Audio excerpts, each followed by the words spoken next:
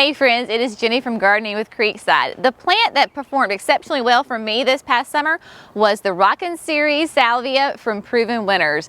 These plants did absolutely fantastic for us here in our North Carolina climate. We are a Zone 7B and we have exceptionally high heat and humidity, but it did not phase these plants one bit. We grew actually 3 different kinds in various areas of our landscape. We had the Rockin Fuchsia Salvia in the ground and it just performed exceptionally well. The hummingbirds absolutely loved this plant and would visit it multiple times during the day. Also, the blue suede shoes was in a planter and it does a great job as a thriller aspect in a container.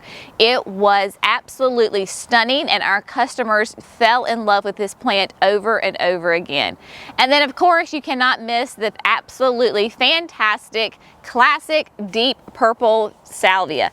Classic deep purple colors, beautiful, beautiful performance, and of course again the hummingbirds and pollinators absolutely loved it. Whether you put it in a container as the thriller or the landscape to bring you height, this plant was just a rock star performer.